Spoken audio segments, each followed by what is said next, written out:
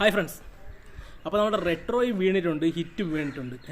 രണ്ട് പടങ്ങൾക്കും വെറും ആവറേജിന് താഴെയുള്ള റിപ്പോർട്ടുകൾ മാത്രമേ ഇപ്പോൾ ലഭിക്കുന്നുള്ളൂ. സൂര്യ സിനിമയ്ക്ക് വേണ്ടി സൂര്യ ഫാൻസുകാർ ബഹളമുണ്ടായിക്കൊണ്ട് വരേണ്ട എല്ലാവർക്കും അറിയുന്നുള്ള കാര്യമാണ്. സൂര്യയുടെ തിരിച്ചു വരവ് റെട്രോയുടെ കൂടെ സംഭവിച്ചിട്ടില്ല. അതുപോലെ തന്നെ ഹിറ്റിനും വലിയ റെസ്പോൺസ് ഇല്ല. കാരണം ഹിറ്റിൽ കുറേ വയലൻസ് ഉണ്ടെങ്കിലും അതൊന്നും നമുക്ക് ഇമോഷണലി കണക്റ്റ് ആവുന്ന രംഗങ്ങളല്ല എന്നാണ് അറിയാൻ സാധിച്ചത്. എനിക്ക് നിങ്ങൾ പറയും പോലെ സിനിമ കാണാൻ പോകാൻ പറ്റിയിട്ടില്ല. പക്ഷേ ചില ഫ്രണ്ട്സ് പോയിട്ടുണ്ട്, അവരെയൊക്കെ വിളിച്ച് ചോദിച്ചപ്പോഴത്തേക്കും പറഞ്ഞാണ്. പിന്നെ നമുക്ക് തിയേറ്റർ റെസ്പോൺസിലൂടെയൊക്കെ നമുക്കറിയാമല്ലോ കാര്യങ്ങൾ. അപ്പം അതിൽ പറഞ്ഞത് റെട്രോ കുറച്ച് ഫ്രണ്ട്സ് കാണാൻ പോയി, ഹിറ്റ് ആരും കാണാൻ പോയിട്ടില്ല. പക്ഷേ ഞാൻ എൻ്റെ തിയേറ്റർ റെസ്പോൺസ് ഒക്കെ നോക്കിയപ്പോഴത്തേക്കും അറിയാൻ സാധിച്ചത് അതിനകത്ത് വലിയ വയലൻസ് ഇല്ലെന്ന് കുറേ പേര് പറയുന്നുണ്ട്. ചിലർ പറയുന്നത് വയലൻസ് ഉണ്ട്, പക്ഷേ അത്രയും ഇമോഷണലി കണക്റ്റ് ആയിട്ടുള്ള വയലൻസ് അല്ല. നമുക്ക് കണക്ട് ചെയ്യാൻ പറ്റാത്ത രീതിയിലുള്ള കുറച്ച് വയലൻസ് രംഗങ്ങളൊക്കെ ഉണ്ട്, പക്ഷേ അത് ഒട്ടും കണക്ട് ചെയ്യാൻ പറ്റാത്ത രീതിയിലുള്ള വയലൻസുകളാണെന്നൊക്കെയാണ് അറിയാൻ സാധിച്ചത്. എന്തൊക്കെയാണ് നമ്മൾ സിനിമ കണ്ടു കഴിഞ്ഞാൽ നമുക്ക് അറിയാൻ പറ്റുള്ളൂ. അപ്പോൾ വലിയ റെസ്പോൺസ് ഇല്ലാത്തത് കൊണ്ട് നമുക്ക് അങ്ങനെ സിനിമയ്ക്ക് പോയി കാണണമെന്നുള്ള നിർബന്ധമൊന്നും ഇല്ലാത്തതുകൊണ്ട് ഞാൻ തിയേറ്ററിൽ പോയി ഈ രണ്ട് സിനിമയും കാണാൻ ആഗ്രഹിക്കുന്നില്ല. ഇനി ചിലപ്പം നല്ല റിവ്യൂകൾ വരികയാണെങ്കിൽ പോയി കാണാമെന്ന് വിചാരിച്ചു, പക്ഷേ പോകേണ്ട ആവശ്യമില്ലെന്ന് തോന്നുന്നു.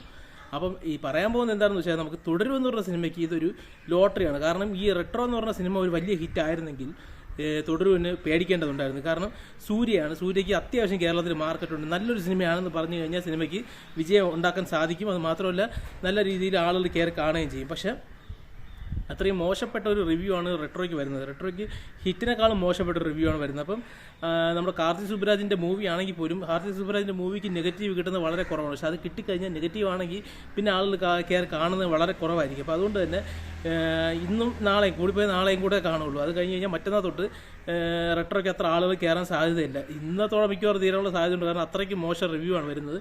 ഇന്നുകൊണ്ട് തന്നെ കേരളത്തിൽ ഇന്നുകൊണ്ട് തന്നെ വീഴും റെട്രോ. ഹിറ്റ് വലിയതായിട്ടൊന്നും പോകാൻ ചാൻസ് ഇല്ല. ഹിറ്റും ഇന്നുകൊണ്ട് തന്നെ വീഴും. അത് കഴിഞ്ഞ് കഴിഞ്ഞാൽ നാളെ തൊട്ട് തുടരുവിൻ്റെ തേരോട്ടമാണ് നമുക്ക് സംഭവിക്കാൻ പോകുന്നത്. കാരണം തിയേറ്ററുകളൊന്നും പോകില്ല. കാരണം ഈ രണ്ട് സിനിമ എടുത്ത തിയേറ്ററുകൾ ചിലപ്പം 3-4 ദിവസത്തേക്കായിരിക്കും ചിലപ്പം ബ്ലോക്ക് ചെയ്തിട്ടിരിക്കുന്നത്. അത് കഴിഞ്ഞിട്ട് സിനിമയുടെ റെസ്പോൺസ് നോക്കിയിട്ട് ആഡ് ചെയ്യാന്ന് പറഞ്ഞായിരിക്കും ഇട്ടിരിക്കുന്നത്. അപ്പം ഈ 3-4 ദിവസം ഓടി കഴിഞ്ഞ് കഴിഞ്ഞാൽ പിന്നെ വീണ്ടും തുടരുവാകും തിയേറ്റർ മൊത്തം. പിന്നെ ഇനി അടുത്ത സിനിമകളൊക്കെ വരുമ്പോഴത്തേക്ക് 8-ാം തീയതി വരുന്ന സിനിമയൊന്നും വലിയ സിനിമകളൊന്നും അല്ല. അപ്പോൾ ഇനി ഒരു 10-15 ദിവസം ഇനിയും തുടരുവിന് നല്ല രീതിയിലുള്ള റണ്ണ് കിട്ടും. കാരണം വേറെ എതിരാളികളില്ല എന്നുള്ളൊരു അവസ്ഥ വരുമ്പോഴത്തേക്ക് തുടരുവിന് നല്ല രീതിയിലുള്ള റെസ്പോൺസ് കിട്ടിയിട്ടുണ്ട്. തുടരു എന്ന് പറഞ്ഞ സിനിമ മലയാളത്തിൻ്റെ നല്ല ഇന്ത്യൻ സിനിമയിൽ തന്നെ ഏറ്റവും മികച്ച സിനിമയാണെന്നുള്ള റെസ്പോൺസ് എല്ലാ സംസ്ഥാനങ്ങളിൽ നിന്നും അല്ലെങ്കിൽ GCC രാജ്യങ്ങളിൽ നിന്നും ഓവർസീസിൽ നിന്നും എല്ലാം നല്ല റെസ്പോൺസാണ് കിട്ടുന്നത്. ഒരു മലയാള സിനിമയ്ക്ക് ഇങ്ങനെ നല്ല റെസ്പോൺസ് കിട്ടുന്നത് ഒരു ചരിത്രമാണ്. കാരണം ഇതുവരെ ഒരു സിനിമയ്ക്ക് ഇത്രയും നല്ല റെസ്പോൺസ് ചിലയിടത്തുനിന്ന് കിട്ടും, ചിലയിടത്തുനിന്ന് കിട്ടില്ല. ചിലർ പറയും കൊള്ളാം, ചിലർ പറയും കൊള്ളൂല. ഒരു 10 പേരെങ്കിലും കൊള്ളൂലെന്ന് പറഞ്ഞ സിനിമകളായിരിക്കും നമ്മൾ ഇതുവരെയും കണ്ടിരുന്നത്. എന്നാൽ ഈ സിനിമയ്ക്ക് അങ്ങനെയല്ല. ഒരു 100 പേര് കാണുന്നതിൽ 99 പേർക്കും ഇഷ്ടപ്പെടും. പിന്നെ 1% ഈ തൊഴുത്തിക്കുത്തികളാണ്. അവന്മാർക്ക് മാത്രമേ ഈ സിനിമ ഇഷ്ടപ്പെടാതെ ഉള്ളൂ. ഈ നമ്മൾ മമ്മൂട്ടി ഫാൻസ് ആണെങ്കിൽ മോഹൻലാൽ പടം കൊള്ളൂലെന്ന് പറയും. പക്ഷെ പടം നല്ല ഗംഭീര പടമാണെങ്കിൽ ഒരു എത്രയെങ്കിലും ആത്മാർത്ഥതയുള്ളൊരു മമ്മൂട്ടി ഫാനിന് അങ്ങനെ പറയാൻ പറ്റൂല. ഒരു മലയാള സിനിമയെ സ്നേഹിക്കുന്ന ഒരുത്തിനും അങ്ങനെ പറയാൻ പറ്റില്ല. കാരണം നല്ല സിനിമയാണെങ്കിൽ അതിന് നമുക്ക് നല്ല സിനിമയെന്ന് തന്നെ പറഞ്ഞു. ഒരു നെഗറ്റീവ് ഇല്ലാത്തൊരു സിനിമയായിട്ടാണ് എനിക്ക് തുടരുമെന്നുള്ള സിനിമ തോന്നിയത്. അതുകൊണ്ട് തന്നെ ഈ സിനിമയ്ക്ക് ഇനി നല്ല രീതിയിലുള്ള ലോങ് റൺ ലഭിക്കാനുള്ള സാധ്യതയുണ്ട്. കാരണം തിയേറ്ററുകാർ പറഞ്ഞത് നിങ്ങൾക്ക് ഓർമ്മയുണ്ടോ എന്ന് എനിക്ക് അറിഞ്ഞൂടാ. ഈ മെയ് മാസം അവസാനം വരെയും ഒരു സിനിമയെ അവർ ചാർട്ട് ചെയ്തിട്ടില്ല തിയേറ്ററിൽ. മൊത്തം തുടരുവിനെ കൊടുക്കാൻ ഉദ്ദേശിക്കുന്നത്. കാരണം അവർക്ക് അവരുടെ പുലിമുരുകനും ഇതൊക്കെ ദൃശ്യമൊക്കെ വന്ന സമയത്തുണ്ടായിരുന്ന തിരക്കാണ് ഇപ്പോൾ അവർക്ക് കാണാൻ സാധിക്കുന്നതെന്നാണ് തിയേറ്റർ ഓണേഴ്സ് പറയുന്നത്. അപ്പം അവർ എമ്പുരാൻ ഇറങ്ങിയപ്പോൾ പോലും അവർ അങ്ങനെ പറഞ്ഞില്ല. അപ്പം എമ്പുരാനേക്കാളും കൂടുതൽ റണ്ണ് കിട്ടാനുള്ള സാധ്യത തുടരുവിനുണ്ടെന്നുള്ള കാര്യം അവർക്ക് ഉറപ്പായിരിക്കുകയാണ്. പിന്നെ നമ്മുടെ തരുൺമൂർത്തി ഒരു ഇൻ്റർവ്യൂവിൽ പറഞ്ഞു മോഹൻലാലിൻ്റെ കുറച്ച് സ്ലീപ്പർ സെൽസ് ആയിട്ടുള്ള ഫാൻസ് ഉണ്ട്. കാരണം ഇറങ്ങുന്ന സിനിമകളൊന്നും ഇഷ്ടപ്പെടാതെ വരുന്നു, പിന്നെ കുറ്റം പറയാനും പറ്റൂല എന്നുള്ള രീതിയിൽ തിയേറ്ററിലും പോവാതിരിക്കുന്ന കുറേ സ്ലീപ്പർ സെൽസ് ആയിട്ടുള്ള ഓഡിയൻസ് ഉണ്ട്. അപ്പോൾ അവരെ എല്ലാം തിയേറ്ററിലോട്ട് തിരിച്ചു കൊണ്ടുവരണമെന്നാണ് തരുൺമൂർത്തി ഒരു ഇൻ്റർവ്യൂവിൽ സിനിമ ഇറങ്ങുന്നതിന് മുമ്പ് പറഞ്ഞത്.